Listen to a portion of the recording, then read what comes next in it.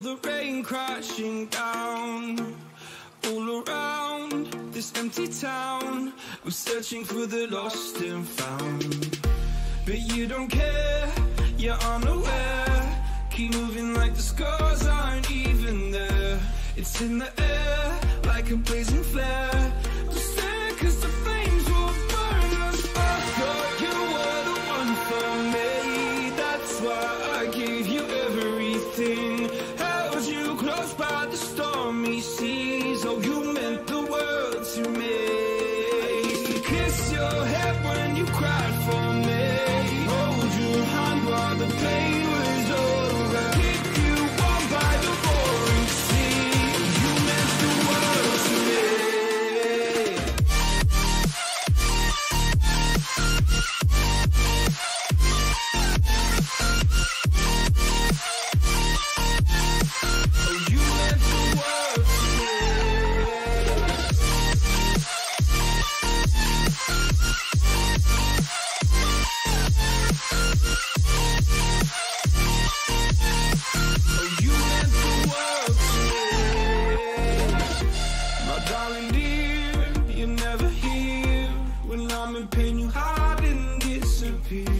Like shadows in the atmosphere, charting the stratosphere. Yeah.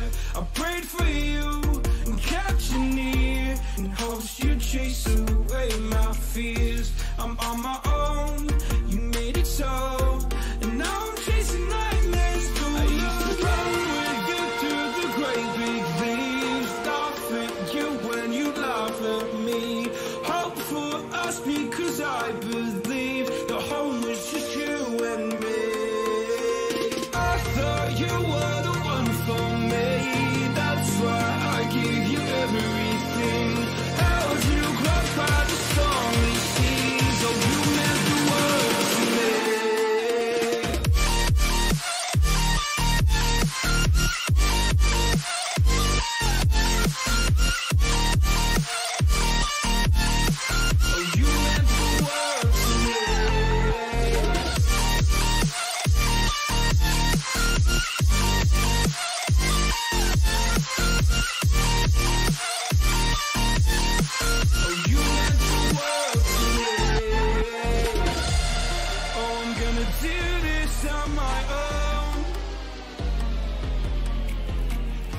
No point in blaming you, you did not know. Oh, I thought you were the one for me. That's why I gave you everything.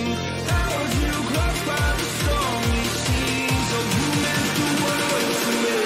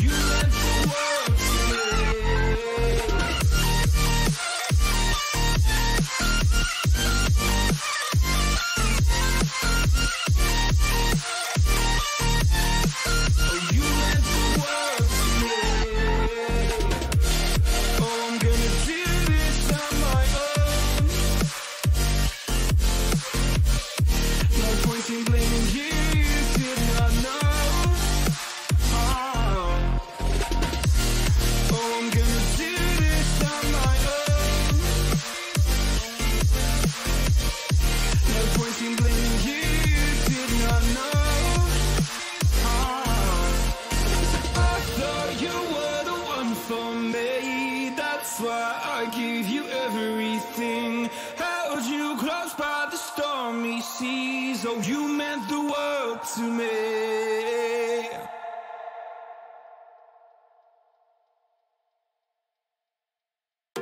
I'm on my own, broken and alone. I feel the rain crashing down all around this empty town. We're searching for the lost and found, but you don't care, you're unaware. Keep moving like the scars aren't even there. It's in the air like a blazing flare. Just stare, 'cause the flames will burn us. I thought you were the one for me. That's why I gave you everything. Held you close by the stormy seas. Oh, you meant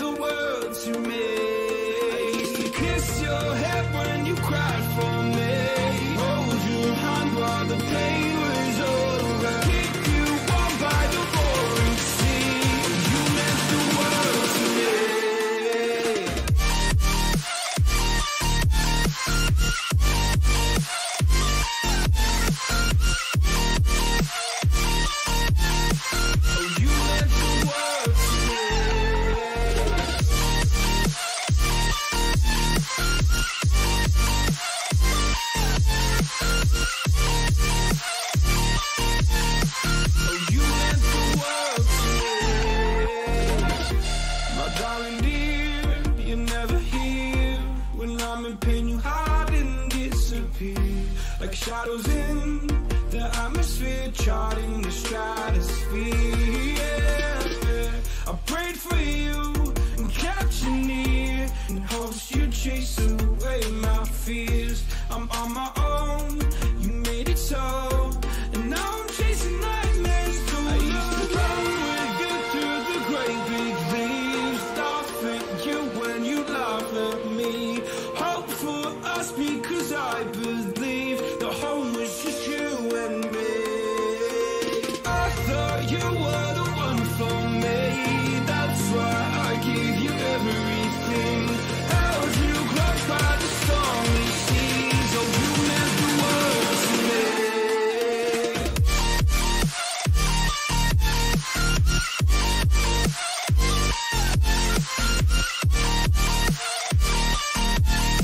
Oh you meant the world to me.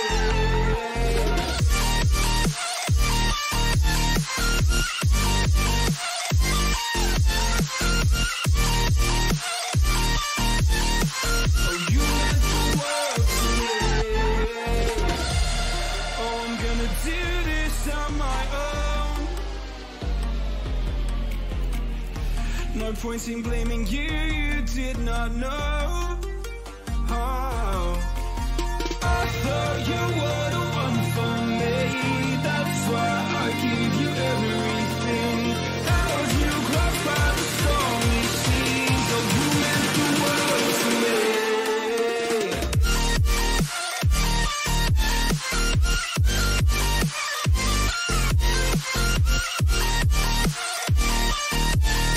Oh you meant the world to me.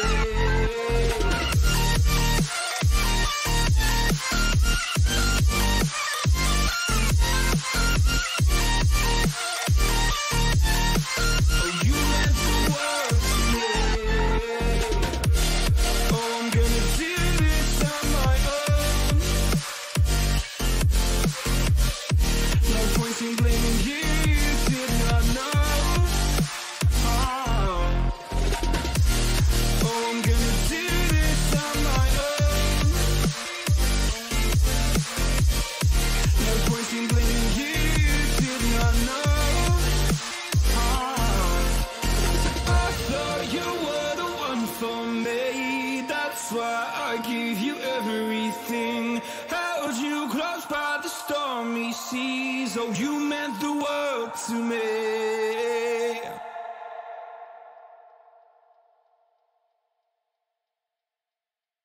I'm on my own, broken alone. I feel the rain crashing down all around this empty town.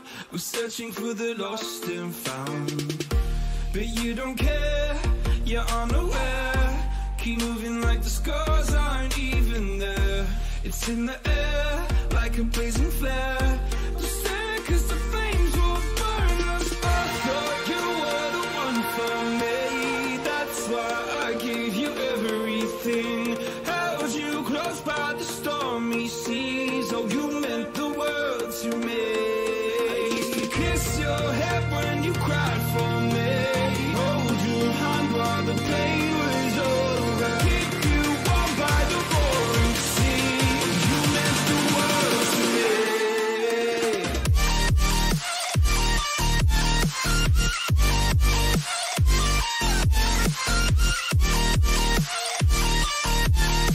Oh you meant the world to me.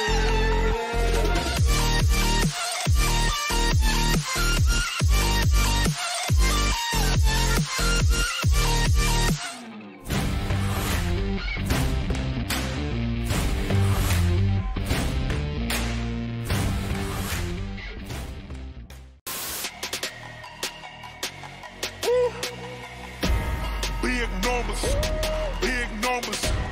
100-minute bag, that's a big number. Big numbers, big numbers. Whole team counted, that's a big number. Hey, foreign cars, foreign bras, foreign seats with the foreign leather.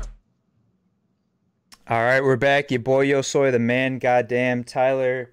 Sunday fun day, the day before Monday. Patrick Mahomes, the Chiefs, not a dynasty yet, but maybe one day. Wow. Are you Dr. Seuss?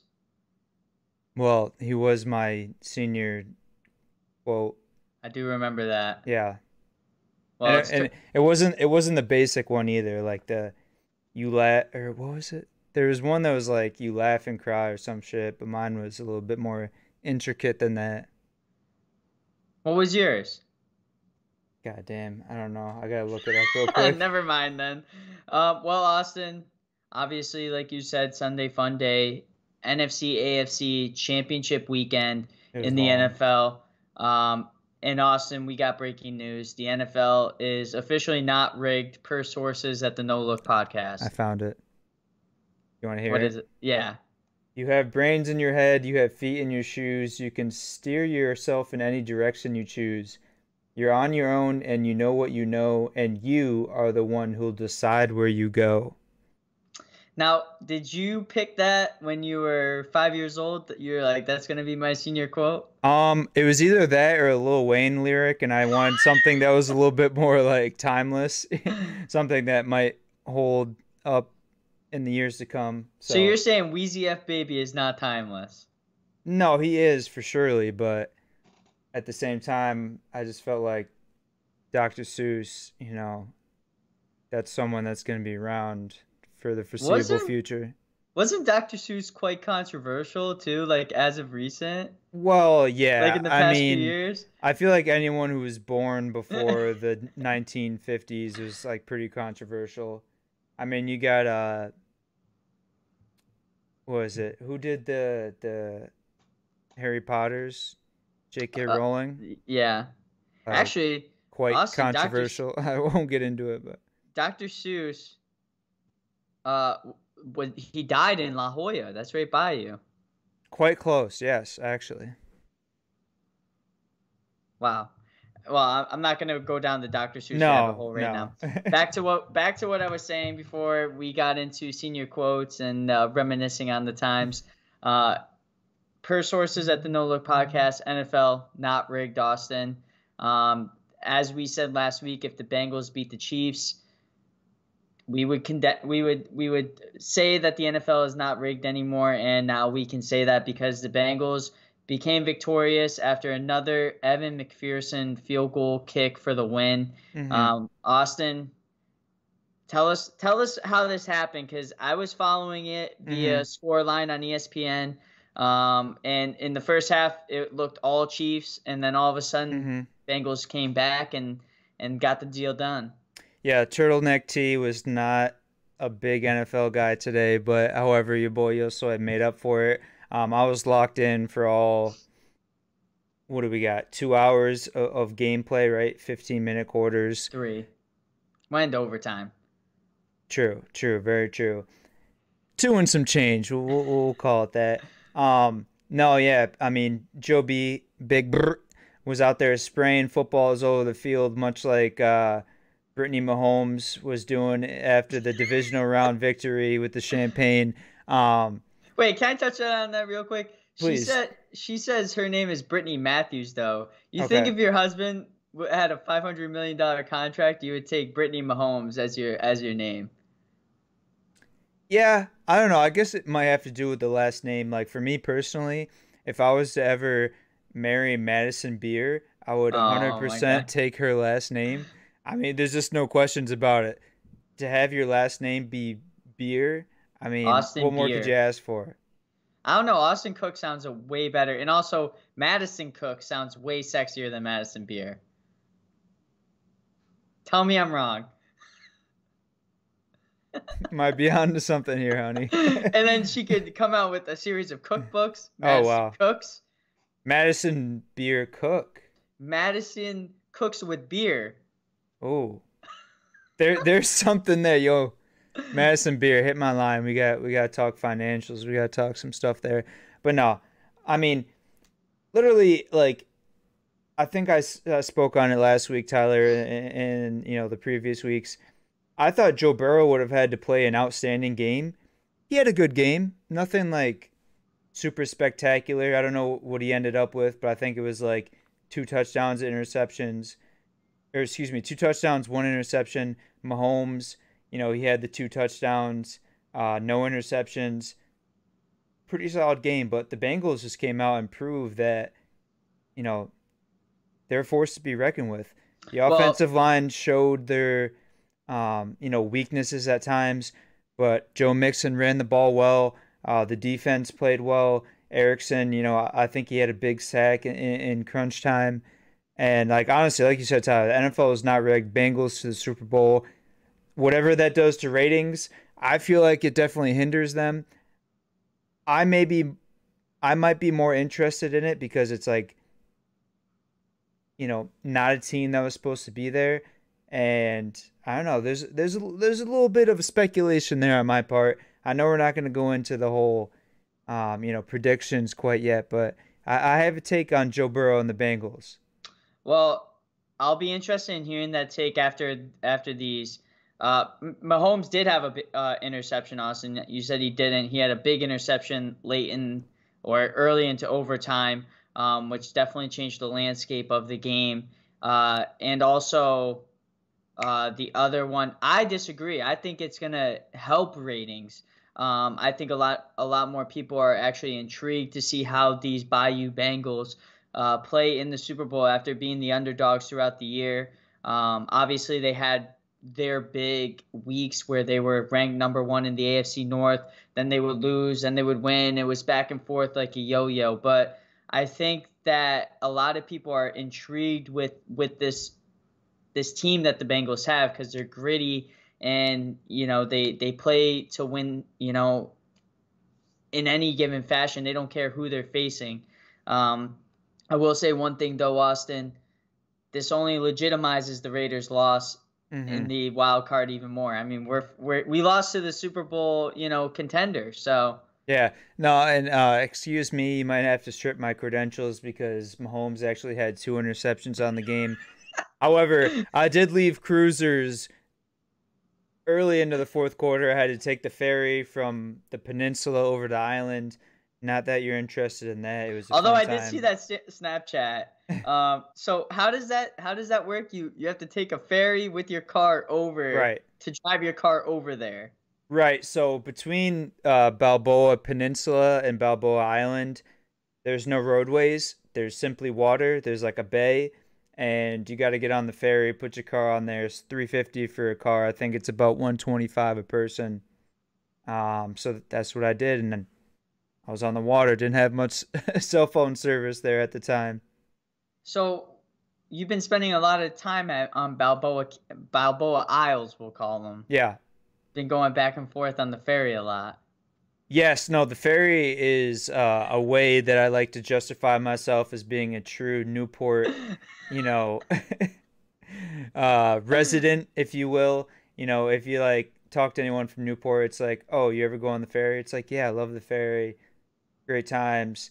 I will say my one gripe with them is I'm not sure why they haven't incorporated Venmo yet, because Connors have to pay for me the past 3 times we've been on the ferry. I do not carry a lot of cash. However, if they have Venmo, I could take care of it for us. And I think they just passed a law they're going to start taxing Venmo transactions. So I can see a lot of businesses upcoming using Venmo as a form of payment.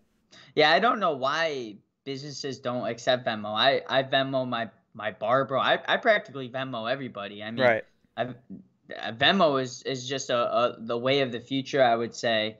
Definitely Trump's beating cash because I feel like anytime I have cash on me, I spend it. Yes. But that's neither here nor say. Austin, I do want to hear your take on the Bengals, your hot take. I do want to hear it right now. Okay, so hot take. I talked to Tyler earlier. One of the most notorious Super Bowl victories of a team that wasn't supposed to win. I said, Tyler, what's the biggest of all time? He said, well, what did you say? Maybe. I think I said the Eagles. The back Eagles, in 2017. Yep. You did, exactly. And I said, okay, well, one of them, or maybe the first of its kind. All right, what about the Ravens back in 2001? That was rigged. They had Trent Dilfer. This. Oh, I thought you were talking about the Ravens with Flacco. Oh no, that was 2013. Yeah. I was going to say, I was blaming it on the stadium. It was rigged. Anyways, for me personally, it has to be the Jets. Joe Namath, Broadway Joe. Connection there. Broadway Joe, Joe Burrow, Joe Shiesty, Joe Cool, Joe Shiesty. I mean, they're not supposed to be in this position, Tyler. You and I have been adamant. They're only supposed to win like 5 games this season. Now here we are talking about the Cincinnati Bengals in the Super Bowl. I don't know. There's a little bit of, I don't know, things pointing in the right direction for the Cincinnati Bengals. Something of fate, if you will. I will tell you, Austin. The one thing that tell me. The one thing that I believe that, and I'm sure you've seen it, is fueling this run in the playoffs for the Bengals is a little gorilla in the sky, Harambe. He's really fueling this Bengals team to push forward for the city of Cincinnati. I believe it was probably close to 5 years now since that happened. So incredible. The city of Harambe, Skyline Chili. I mean, Cincinnati is booming right now. But Austin, there was one thing that I did want to tell you. This guy in Vegas actually predicted the score for both games. I don't know if you saw it. Yes, $20 bet flipped to like 500,000. To win 579,000 on an exacta parlay. Bet the exact scores for the games today. And I was thinking, like, those are scores that you would typically like predict, like 27-24, 2017, like those 3-point games. Just imagine if you even like decided like, hey, I want to do an exacta bet on the scores today. Granted, he did pick the Bengals to win. I think I probably would have reversed that, but I thought that was incredible to win 579,000. No, truly incredible. I mean, if I had hit that bet, would be ecstatic because it would have been zero potential that I'm living on the streets come May 1st, 2022. Whereas now there's a slight possibility. Luckily, the Infinity has some comfortable seating in it. However, yes, Tyler, that's an incredible bet. I don't know that I've ever seen any like that, of its nature with the exact scores and the exact teams winning. I mean, I didn't even know that was a thing that you could set the line like that. Yeah, I know of exacta bets from horse racing, but not from sports betting. But also, one thing I will say, T's and P's goes out to CJ Uzomah. Got whatever. He was the reason why the Raiders lost, but I'm still giving him his T's and P's because he got carted off in the game. Gonna definitely probably be out for the Super Bowl after having, probably one of his best seasons. So yeah. Well, both starting tight ends. Who's the other one? Higbee got hurt as well. They had the third stringer because the backup was hurt for the Rams. Oh, okay. He actually stepped up, played a good game. Might as well just get into it, Tyler. We're kind of flirting around the point of it. Rams versus 49ers. I was with a diehard Rams fan. He was, hysterical the whole game, ups and downs. He was in, where we watched the game was in an area where noise was kind of an issue. So he had the silencer, aka the blanket over his mouth when he was yelling after every possession. But Rams look solid. Matt Stafford, he went out there, really had a good game. He had an interception that, I won't say it's not his fault, but it was one of those ones that could have gone either way. It was tipped a little bit, underthrown. But I'm looking at the next game in the Super Bowl, not next week, but it's going to be tough for the Bengals to stop that defensive front. Von Miller, he may not have had like many sacks or things like that, but he had a few stops behind the line of scrimmage. Aaron Donald, obviously one of the best, if not the best defensive players in the NFL. They got a good defense. They got Weddle out there, Jalen Ramsey. Their linebacker position, middle linebacker position is their soft spot.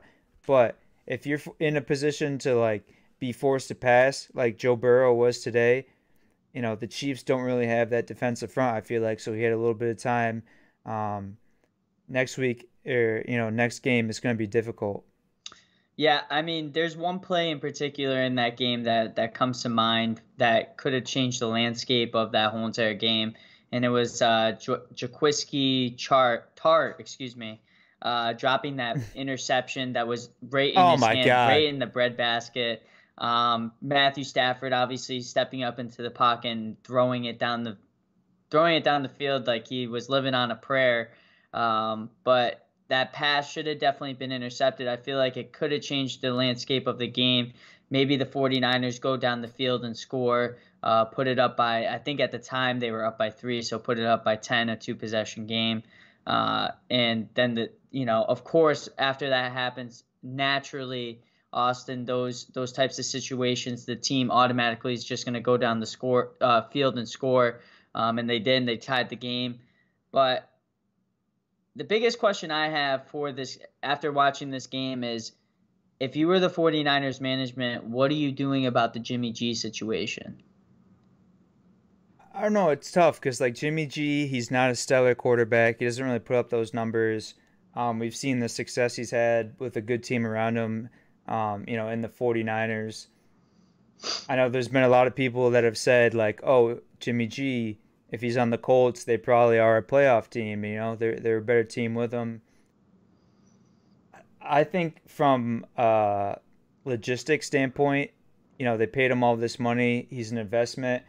They've had success, 2 NFC championship games in the last 2 years. You probably stick with him. I don't know that he was their downfall. Like, he didn't have a stellar game. I'm looking at it right now, 232, 2 touchdowns, interception.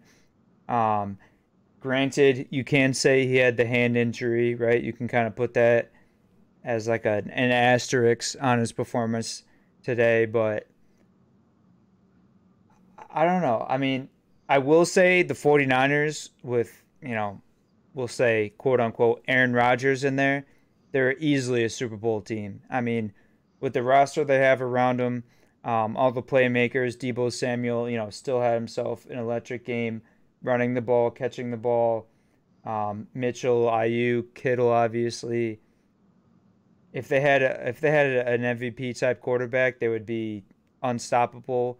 But I feel like with the market, you and I have been like very outspoken on the quarterback market this offseason. I think they got to stick with him. Yeah. I mean, if I'm 49ers management, I'm looking at the situation and the landscape of the NFL. Obviously, there's quarterbacks coming and going. We'll probably get into that. But I'm thinking of Jimmy G as a front runner for me, because there's definitely teams out there that could use him, i.e. the Pittsburgh Steelers. I think would honestly be a great fit, playing with Mike Tomlin, playing with that defense. Like you said, Colts. But what team has a better supporting cast that he could go to and make them better? I think the 49ers have just as good of a, skill position set and like defense as any team in the league. No, I agree. I don't think Jimmy G wants to leave. I'm just saying, if the Niners decide to move on from Jimmy G, there's options out there that, he could fit in and probably do pretty well in. I can't say the Saints anymore because Sean Payton's not there. But I mean, you have the Steelers with Mike Tomlin. You have the Colts with Frank Reich. I mean, there's probably going to be a vacancy in Green Bay at some point. Go to Green Bay, play, in Lambeau, freeze his ass off. He's used to the cold. He loves the cold, he even said. He plays better in Lambeau in the playoffs than Aaron Rodgers does half the time. So, I mean, there's definitely an opportunity. But if I'm the 49ers management, I'm definitely taking into consideration, is Aaron Rodgers staying in Green Bay, or what are we doing with Trey Lance? I mean, if I'm the 49ers, number one on my list has to be Aaron Rodgers. Like you said, guy is from San Francisco. He grew up loving the team. I think, passing up on him one more time in Aaron Rodgers' career would be a dumb decision, because I think they do have an opportunity to win a Super Bowl with him. But if that doesn't come to fruition, Jimmy G has to be the answer. No, 1,000%. And if we're talking about Aaron Rodgers, there's a lot of rumors, speculation going on around what's, where he's going to land in the offseason. I've been very adamant, very outspoken, Tyler. I still stand my ground on the stance that I think he's going to remain a Packer. However, I don't think he's going to go to another team. I think he would retire before he goes somewhere else. However, we're talking about, NFL stuff that's happening in the offseason, teams that have been booted from the playoffs and that nature. Nathaniel Hackett, offensive coordinator, Green Bay Packers, has been signed as the Denver Broncos head coach. Obviously, that's not a great sign for Packers fans because, you're talking about John Elway, Broncos, all the stuff they have going on over there. They were like a very high landing spot for Aaron Rodgers. Then you add the signing of Hackett. There's a little bit of me, maybe like a 10% ounce of like this means something. There's a sign, there's some kind of correlation with this. However, like I'm still firm in my stance that I don't think Rodgers is going to go to a different team. I mean, you were right last year, Austin, with that stance. I think you're probably going to be right this year. I don't see at all an ounce of Aaron Rodgers even considering going to Denver. And half of the reason being is, their offense isn't that great. Granted, they do have Devante Williams and, Jerry Jeudy's coming off of a injury that's not the greatest. They re-signed Cortland Sutton. I just don't think their options are as good as what he has now in Green Bay. And their defense is just absolutely atrocious too. I mean, getting rid of Von Miller, and it would almost have to be like a situation where Matthew Stafford was in with the Rams, where he signs there, they trade away assets, all their picks, win now type situation where they're going to bring in a lot of big name guys. So I would have to agree. I mean, right now, if I was Aaron Rodgers, I would, looking at this 49ers team, I don't think they have a lot of guys that are needing to be re-signed like the Packers do. I would consider them as my highest, option. Obviously, you have all the people saying, the Indianapolis Colts are front runner for him because he loves Pat McAfee and, they have a great defense, have a great offensive line. But, I mean, to me, it's almost a no-brainer that you're either going to stay with the Packers or you're going to go to your childhood favorite team. Right. So I have a question for you, as you have questions for me periodically about the shows. Obviously Devante Adams has been outspoken that he wants to remain teammates with Aaron Rodgers wherever he goes. I'd say Steelers, Colts, Broncos, they all have a solid squad of receivers. But my question for you is, how much, if it was your team or if you're a GM, how much would you be willing to give up to get Aaron Rodgers and Devante Adams? Now, am I the GM of the Packers or? No. Just like if you're the GM of the Broncos, Steelers, Colts, like how much are you willing to give up to get Devante and Aaron Rodgers? I mean, I would probably give up a lot of things. I wouldn't touch my offensive line. I wouldn't touch my defensive line or some of my defensive players. I would probably input in like an output. Like how many first round picks are we talking? All of them. I'd get rid of every single one. Well, because I was posed this question earlier, and it was like, for me, I think Rodgers and Devante right now as a package deal, probably 3 years straight of like first round, second round, third round. More. Oh, 1 through 3. Okay. Yeah. I mean. Yeah. I mean, if you could trade that many draft picks for a player or two, I would definitely do that because you got to think you're out of those. How many picks is that? You said 3 years. That's 6 picks. Yeah. Well, that'd be 3 years. That'd be 9 picks, right? Oh, you're right. 3 years. Yeah, 9. How many out of those 9 picks are you going to get in Aaron Rodgers or Devante Adams? Probably, if you're lucky, maybe 1 if you have a high draft, order.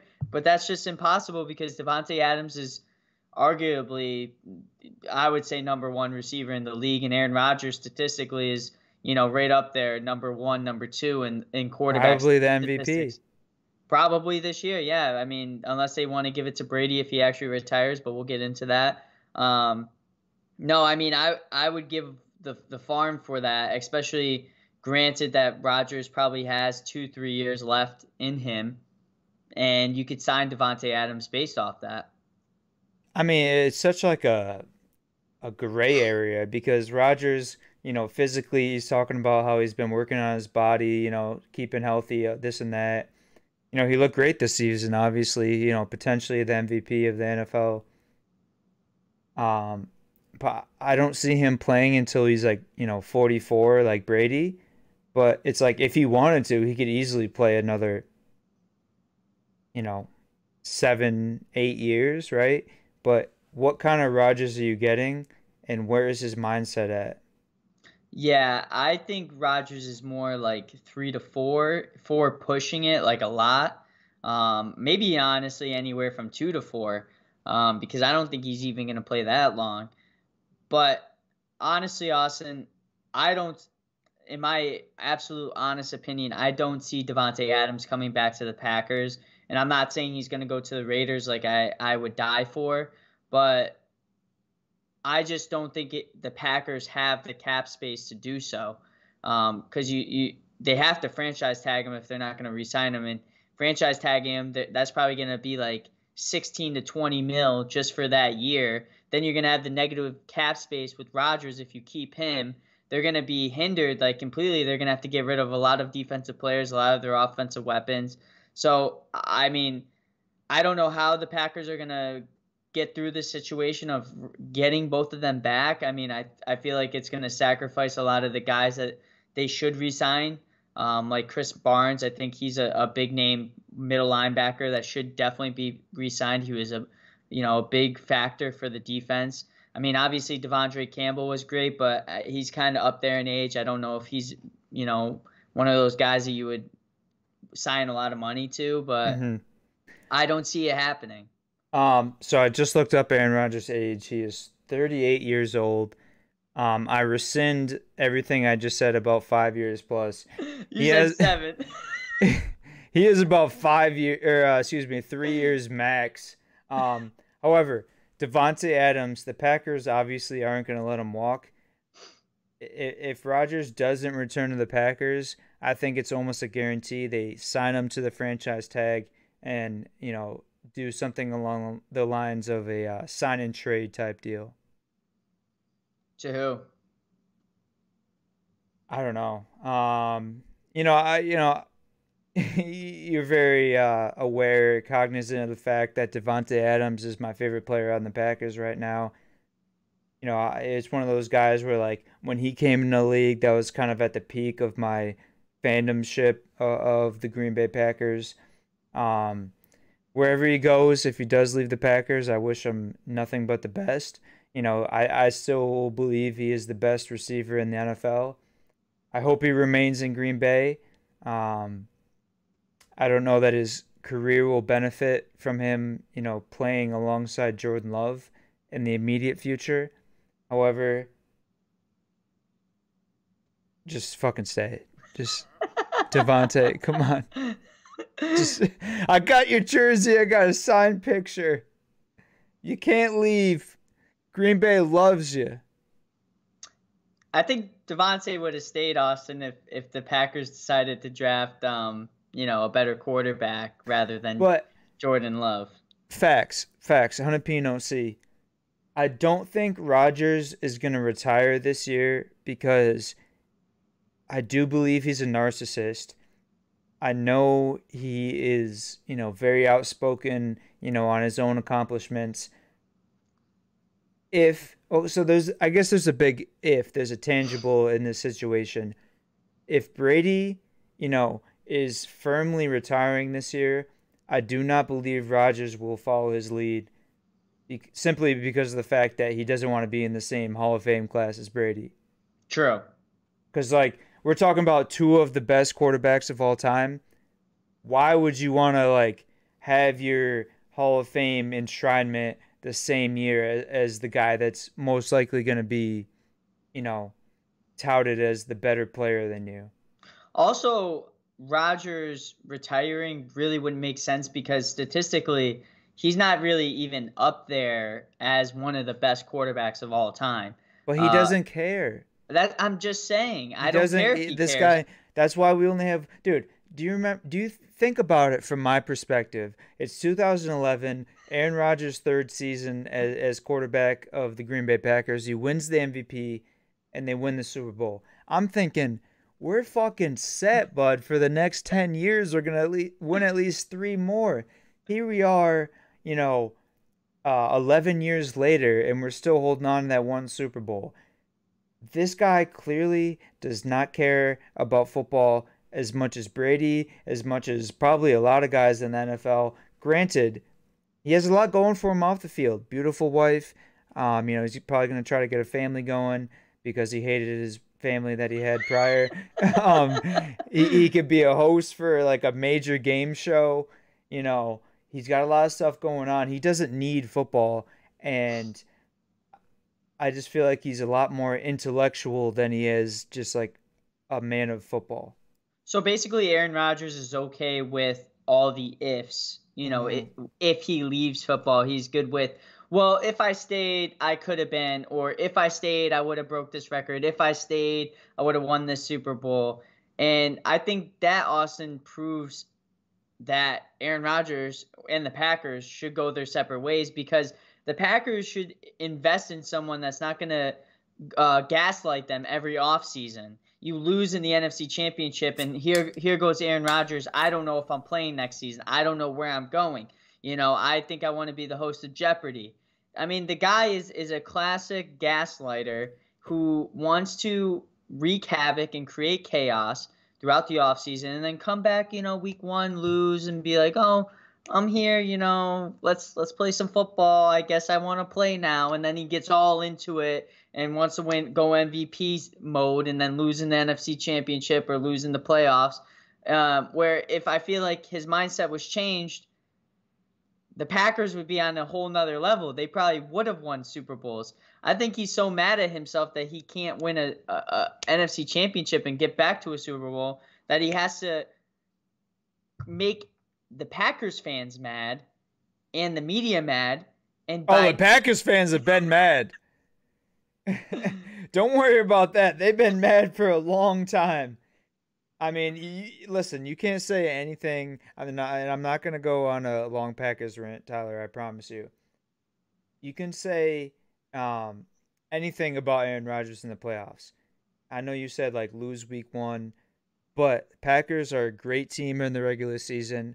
Probably the best. LaFleur, he's got the all-time record of most wins in 3 seasons with the quarterback with the first letter A, and with his defense out of the top 20, and his wife having 1 child. I mean, what are these fucking statistics these days? Anyways, Aaron Rodgers, Hall of Fame quarterback, can't take that away from him. I'm firm on the stance that he's not as big on football as he is in other aspects of his life. Now, you said Hall of Fame quarterback, Austin. I'm going to kind of divert your attention. If you bring up Matt Stafford, I'm going to fucking punch you in the face. You look like fucking... Your right arm looks like Woody from Toy Story. You got a friend in me. There's a snake in my boot. Don't fucking right hand me with that fucking Woody looking arm. Matthew Stafford winning with the Rams, NFC Championship. Is he a Hall of Famer, Austin? As he finally solidified in Austin Cook's mind that he is a Hall of Famer. No. Why? Because I said he's got to win a Super Bowl. That's unfair. How? Because there's guys in the NFL Hall of Fame that haven't won a Super Bowl, and we've gone over this. Yeah, and they all have better stats than Stafford. No shot. Yes. No. Marino, Moon, Kelly, at this point in their careers, listen, if Stafford is 5 yards away from throwing 50,000 yards. If Stafford plays another, 3-4 years in the NFL, he'll probably have the stats to get him into Canton. However, at this point in his career, if he snaps his fucking kneecaps, in the Super Bowl, never plays another down of football, I do not think that he's a Hall of Fame quarterback. So he snaps his knee, Austin, and the Rams still win the Super Bowl. He's technically a Super Bowl champion. Does he get into the Hall of Fame?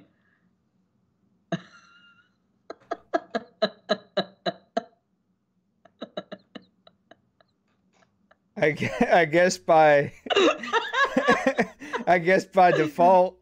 Yeah. I mean, I just feel like you're being a hypocrite in my mind, because you're saying Aaron Rodgers is the second best quarterback of all time, but statistically speaking, he's not. Come again?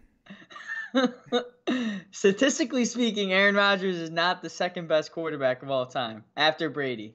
How not? Statistically. Passing yards, passing touchdowns, career-wise, he's not. He's got the #1 overall QBR. Okay, that's one stat line. Okay, and his efficiency, that's where he gets it in, and he has the Super Bowl win. Norm Van Brocklin has the most passing touchdowns in an NFL game. That doesn't mean he's the greatest quarterback of all time. Fucking Norm Van Cockstud can lick my ass, dude. I don't care if we're talking about... What'd you say before? The fucking... What's the other guy you said? Peony Sewell? Fucking Peony Sewell. Stir him up in a fucking Peony Stewell. This guy ain't shit. Wait, what other guy? The quarterback? I don't know. You said something like... what the fuck did you just say? Oh, no. Norm Van Brocklin has the most passing touchdowns in an NFL game. But it was like clit and tit or something.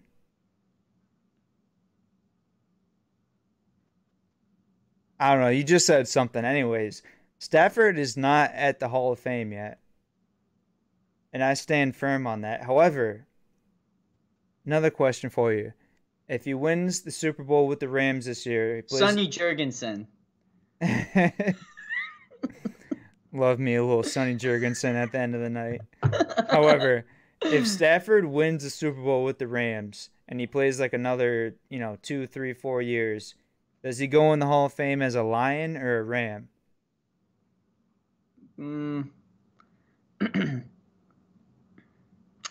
I don't know. That's a good question. I mean, obviously he's going to go in as both, but I feel like there's no Stafford without the Lions. Right. He took his lumps. He lost a lot of seasons. He, had a lot of statistically great seasons. Played with one of the best wide receivers of all time in Calvin Johnson. I mean, had memorable things, but I guess at that point it lends me to believe how many Super Bowls is he winning with the Rams? Because, I mean, it's kind of like Brady. You have 3 different Bradys, right? You have the Brady that won his first initial... Super Bowls. I think it was 3 of them, 2 of them maybe. Then you have the guy that, was labeled one of the greatest but didn't win a Super Bowl. Then you have the guy that, won 4 Super Bowls in his 40s or late 30s, early 40s. I mean, there's different chapters to it, I guess. Well, the crazy thing about Brady is if you split his career into 3 separate careers, there would be 3 different Hall of Fame careers. I agree. That's literally insane. The funny thing, it's funny that you mentioned that, because if you split the one in the middle, and he did win a Super Bowl, but you say he's a Hall of Famer. Excuse me? He didn't win a Super Bowl? If you split his career in thirds, right, the one in the middle, he doesn't win a Super Bowl, but you say he's a Hall of Famer. Well, it depends on where you cut the split at. I mean, if you split it up properly, he doesn't win a Super Bowl in that middle part of his career. I don't think that's true. All right. We gotta check the numbers on that one. Check them. I saw the graphic that Schefter ESPN posted. So, but speaking of Brady, obviously the big news that is going around.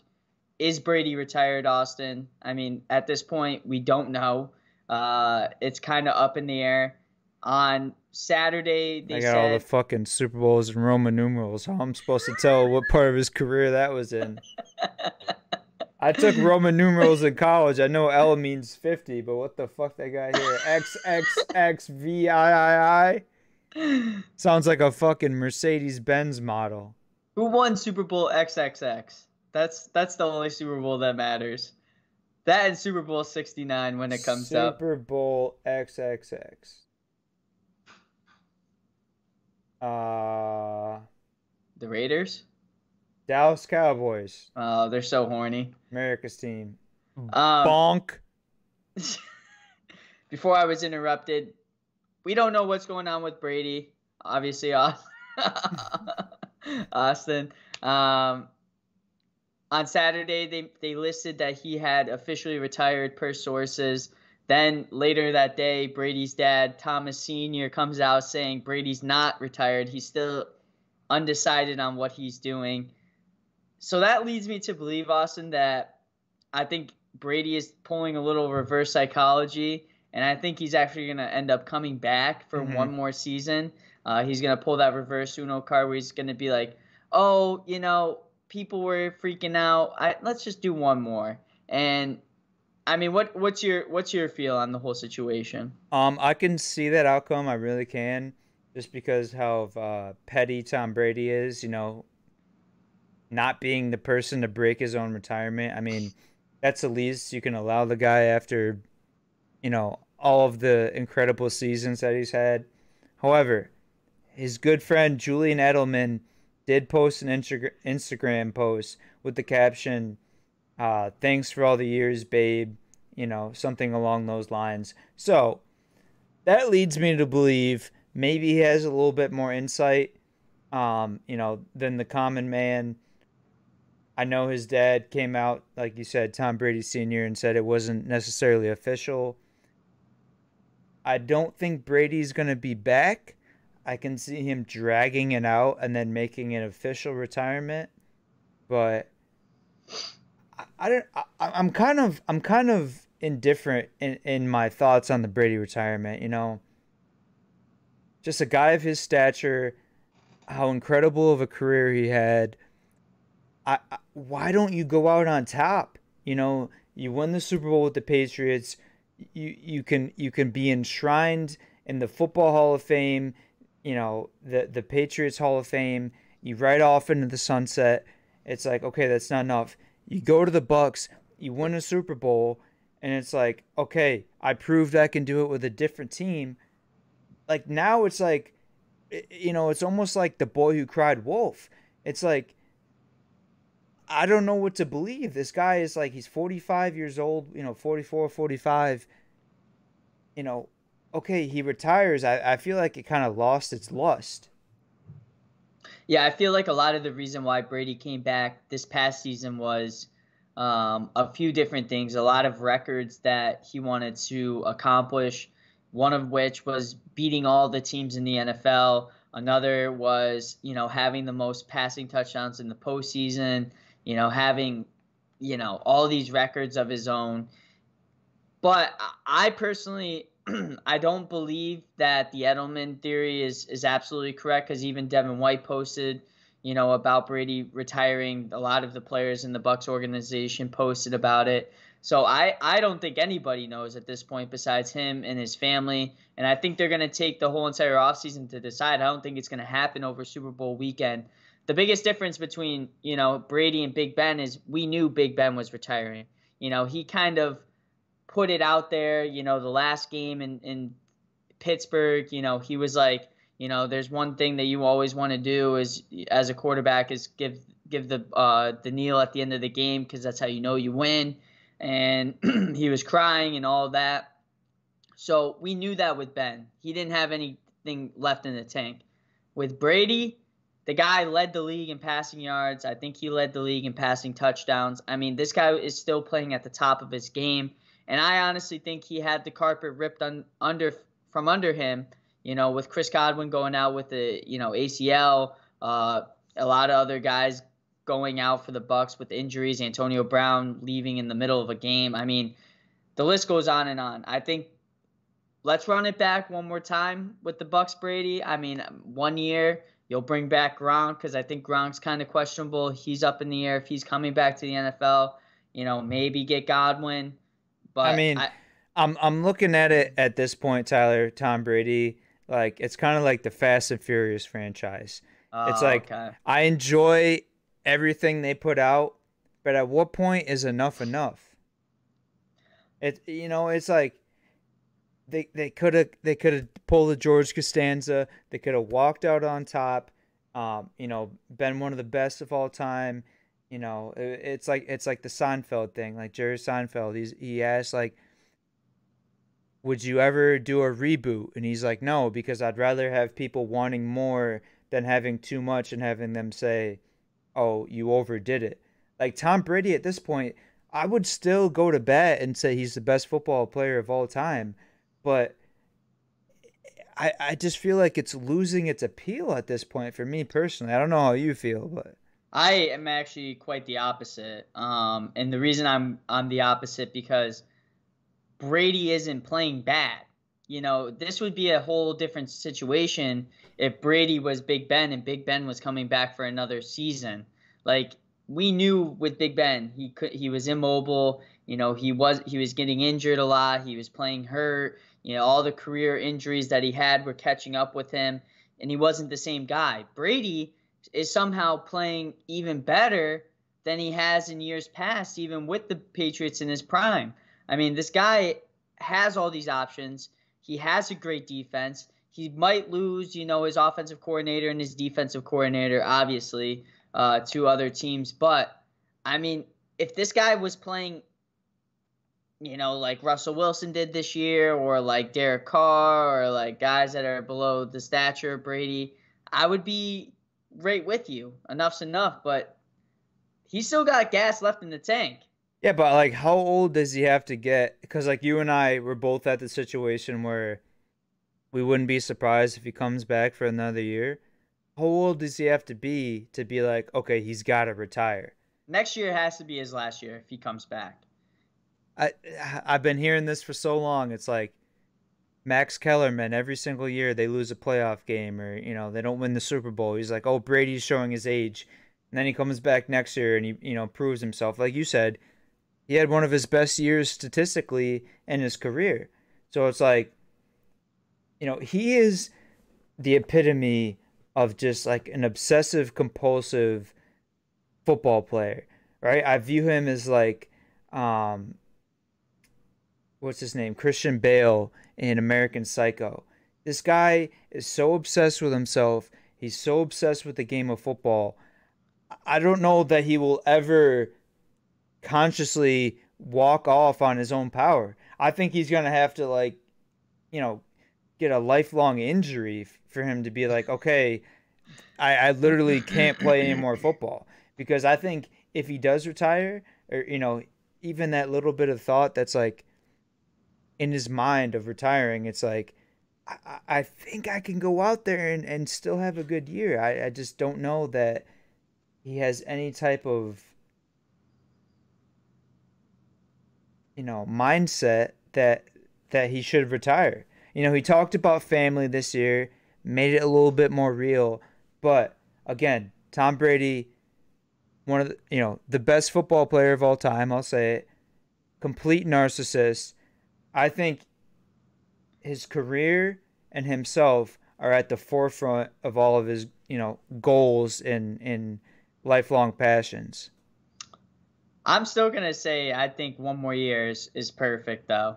I mean, if you think about it, they're back, they're playing 18 game seasons, right? That's one more game. I think him playing one more 18 game season, perfect enough.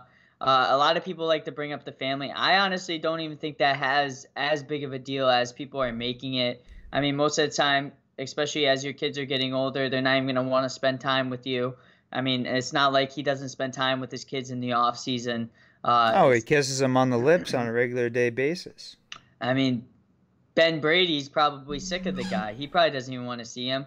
I mean, the biggest thing I would say is obviously being at home with them, with the parenting, co-parenting with Giselle. But I think if you're Brady, in my opinion, you're stupid if you don't come back at least one more year. And the reason I say that is because of what the Bucks have in that short window. If it's not like the Bucks will have these players forever. This is a short window where you have one more chance to run it back because that's a legitimate chance. Kind of like the Chiefs. This season they literally said, we're all in this season. If we don't win, then it's bad because they have to re-sign a lot of guys. And obviously with Patrick Mahomes' contract, that's going to be very hard to sign a lot of guys because they don't have a lot of cap space. So, I mean, you have to understand that, take that into consideration. This is a one-time deal. I don't like to live with regrets. If I was looking back on it and be like, shit, I didn't play, I might regret that. So duly noted, Tyler called Tom Brady stupid. However, something you said along the lines there brought up a point that I was thinking about. Typically a 16-game schedule consisted of 8 home games, 8 away games. Now that we have 17 games played in a season, what is your opinion on potentially every team having like a neutral game? There's been London games. The Raiders played in Mexico City a few years back. What do you think about every single team in the NFL kind of foregoing one of their home/away games and just doing it at a neutral site, potentially, in a different area, in a different country? I think that would be cool. Basically, what I would do is I would do almost like a randomizer, like almost like the coin flip. Let's just do it the coin flip rule. Heads or tails, or do you want to do the randomizer, or do you want to have the away team pick where they're going to be playing it, but it can't be at their home stadium?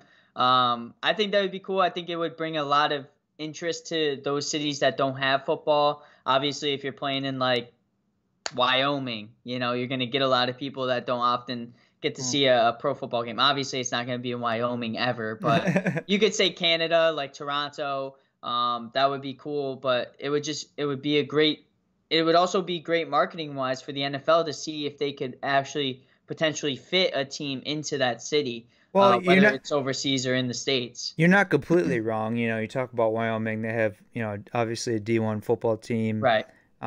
Josh Allen coming from there. Big hands, great quarterback.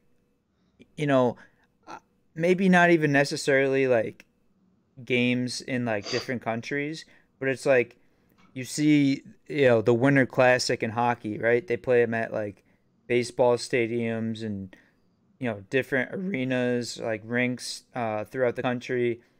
Maybe you do the same with football.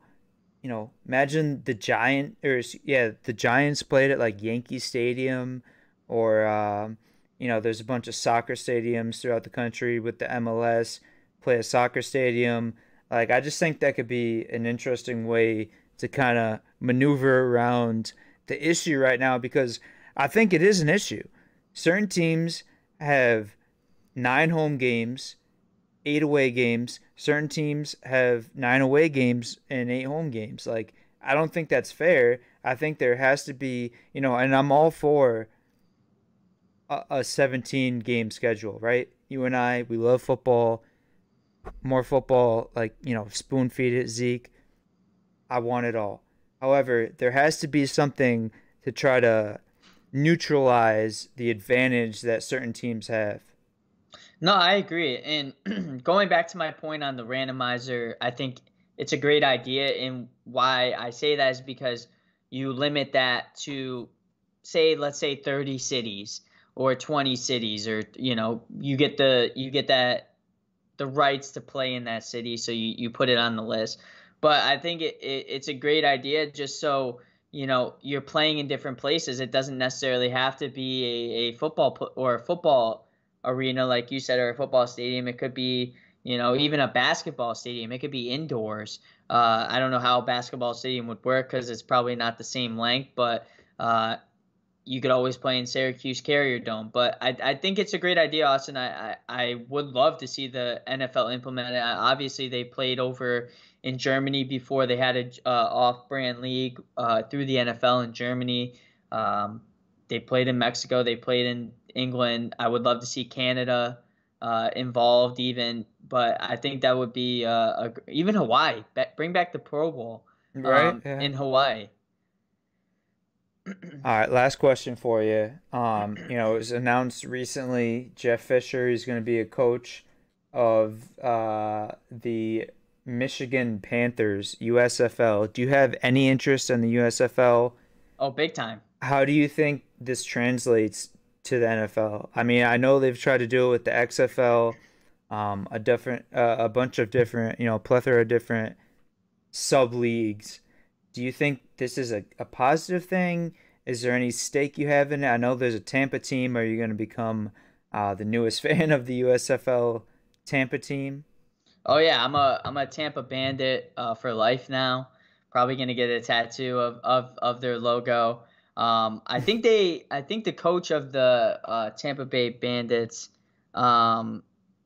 he was a coach in the NFL at one point. I forget who it is. Hold on, it's not popping up for me. But no, I think more football or more avenues of football is always good for the NFL. It brings disparity. I mean, look, we got Kurt Warner from the Arena Football League or like some off-brand league of the NFL. So he came from there. Todd Haley, yeah, he used to coach the Browns. Yeah, Browns. I think he was on the Chiefs for a while, right? Yeah, I mean, he was an offensive-minded coordinator / coach. But no, I think it just adds more disparity.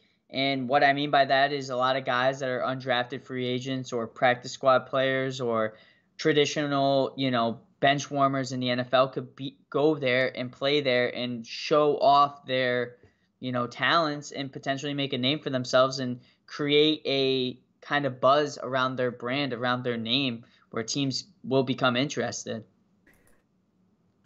Let me give you an example. Yeah. Dearness Johnson this season, right? Yeah. Had probably, you know, he had 3 touchdowns or something like that in the first game he ever started. This guy in college and also in the XFL when he played for the Tampa Bay Vipers absolutely went ballistic. This is a guy that if the XFL did not exist, I bet you Dearness Johnson would not be in the NFL and would not have a job there. This just only offers, you know, the NFL even more prospects, even more game film to look at against pros versus pros, whether they're semi-pro or not. I think my one thing with like a minor league football team is obviously football is, you know, NFL, the biggest sport, you know, league, ratings wise, monetary value. I guess like everything like the sub leagues try to do is like be on their own front, right? Like stand on their own, make their own money. It's like they're completely separate from the NFL. I think they should be more along the lines of, you know, the NBA and the G League, the baseball, you know, MLB, the minor leagues, hockey, stuff of that nature.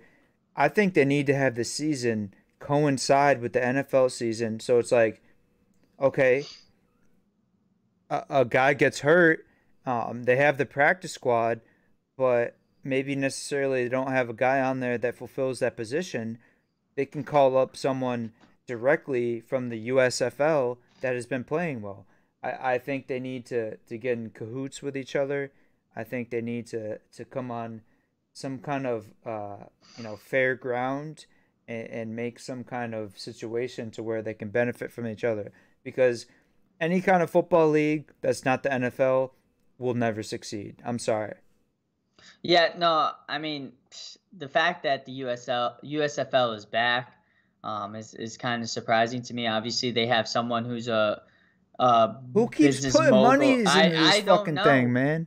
But the one thing that I will say about the USFL that I don't like, and obviously it's probably because it's at the forefront of the beginning of the USFL, but they all play their games in Birmingham, Alabama, ultimately giving Birmingham the unfair advantage of home field advantage every single time, which I don't think it matters because there's probably not fans established at this point, but at least put the USFL teams in either pro stadiums or stadiums that are in the city. You know, I mean, there's plenty of different places they could play in Tampa that have a football field. So I just think that's a little bogus because how are you supposed to establish fans in that area if you can't even watch them play?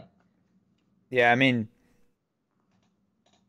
And also, what the hell is in Birmingham? Yeah. A lot of cousins. You know, obviously there's a lot of diehard NFL fans. I just think the best way to have, you know, a minor league football organization succeed is to have them associated with some kind of pro team. You know. Yeah. Like the MLB. What is it? The Rochester Knicks? Like, how many people do you think would just go because they play in Rochester? Like, no. They're fans of the New York Knicks. That's their pro team or their G League team. There's guys that could potentially get moved up. You know, I think these NFL teams, they need to be associated with the minor league affiliate of it, you know, USFL, whatever you want to call it. It gives more stake to it. It's like, okay, I could potentially, you know, there's a guy here I could potentially root for my favorite team in the future. I just think right now, with no kind of correlation between the two, there's an absolute 0% chance of this league of succeeding. And I don't think the NFL wants that anyways, because they don't need a wide variety of prospects because I feel their roster is so large, 53 people, and obviously you have the practice squad too, where other leagues like the NBA, you only have 15 active roster players. The NHL, you only have, 30. So I think that's what splits the difference of the NFL versus anyone else. But I still do think that more football is better. It's like more publicity is good publicity. Exactly. It's not a bad thing to have more football. Right. No, 1,000%. All right, so I think we're gonna hold off on our picks for next week. About an hour. We're at the hour mark. We're gonna wrap it up. I will say there's one more thing I want to talk about, Austin. I do hear it. Let's hear it. Josh McDaniels, official head coach of the Las Vegas Raiders. Austin tried to silence me and not allow me to be happy about this situation. They also got. The fuck did I do? You were like, let's cut it off. We're not gonna talk about Josh McDaniels. Pre-show, all I wanted to say was we're talking about Josh McDaniels signing with the Raiders. That's all I cared about because why would I care about anything football besides the Raiders? But also I think his name's David Ziegler. We'll go with David. David Ziegler, the player personnel of the Patriots, also coming over, signed as the GM. So we are now the Las Vegas Patriots. I will say, Austin, I am very excited for this. I know a lot of people are going back to when Josh McDaniels was the coach of the Broncos. But Austin, may I remind you, back in 2009 when Josh McDaniels was the head coach of the Broncos, do you know who their starting quarterback was? Broncos 2009? Yeah. Brock Osweiler. No. Fuck. I think I know it. He also played for the Bears. Rex Grossman? Kyle Orton. That's the one I was thinking of. They had, Champ Bailey in defense. They had some other guys, Brandon Marshall, but well, I was gonna say if you listen, I think it was on part of my take. Brandon Marshall was very positively outspoken on Josh McDaniels. He said, "This guy knows what he's doing. He gets the culture in the locker room. He has people regimented. His game plan. You hear a lot about NFL coaches a big aspect of it is their game planning. So he was very outspoken on saying Josh McDaniels is one of the best, if not the best coaches. So I will say, Tyler, I'm happy for you. I think this is a good sign. Are they going to keep around the interim coach? That remains to be seen. Who has a weird name? What was his name? Bisaccia. I obviously hope that is the case. Obviously, a lot of the guys in the Raiders locker room were outspoken today on Instagram after the news broke that they loved Rich Bisaccia, that they hope him well or wish him well, and they hope that he's still with the Raiders. But wish you well. That sounds like something you said to your ex. I wish you well. Yeah. But one more thing about Josh McDaniels, Austin, is when he took over that Broncos position, this was, 13 years ago. He was 32 years old when he took over that position. Obviously, now he's, 45 years old, so a lot older, a lot more mature, a lot more years under his belt, Super Bowls with the Patriots. So I think we're going to see a completely different McDaniels. And obviously, this was the one guy I wanted besides Brian Flores, I think, in the Raiders locker room as coach, because I think Derek Carr needs this. I think this is what's going to help him step up to that next level of winning his first playoff game, of having that MVP caliber season like he had in 2016. And now you get Ziegler at GM, who's not a Mike Mayock, who thinks he knows all the hidden gems and all the hidden crevices of the earth. And Cleveland Farrell and, Damon Arnett, Henry Ruggs. So I'm excited to see a lot of the players that we bring in. We do have a large cap this offseason, so I'm excited. All right, closing question. If you were a type of food, what would you be? Chicken tender. All right. I would be a turkey bacon club sandwich. From Chick-fil-A? Do they have that? No. Actually, can I change my answer? I'm thinking about like a mom and pop, just like nice hero sub grinder type. I'd rather be a Crunchwrap Supreme. Those things are fucking delicious. No, but like out of anything in the world, that's what you would choose? Out of anything in the world, a chicken pot pie. I mean, that's my favorite. Okay. Fair enough. Well, you got all, it's a baked good. I mean, you got all the ingredients inside. I mean, chicken pot pie for a chicken pot guy. I mean, listen, Austin, this chicken pot pie looks basic on the outside but flavorful on the inside. I'm not gonna lie, I would have put any kind of orifice inside of that chicken pot pie that you posted, or Ashley posted the other night. I was hungry as fuck, and I saw that, and I said, "Wow." I told I would annihilate that. If you make a better chicken pot pie than my mother, I gotta slap you, and I almost did. Austin. Didn't want to catch a charge with Hillsborough County Sheriff's Office, though. No, Deputy Barrero would definitely not hesitate to put the cuffs on you. But shout out Melanie, shout out Linda. This has been another episode of the No Look Podcast. Your boy Yo Soy, the man, goddamn. Stay tuned. If you're watching this right now, Tyler, what's after us? Monday Night Gaming. No. Danny NASCAR. Yes, I think so. Stay tuned to the baldest guys in all of Insane Games TV.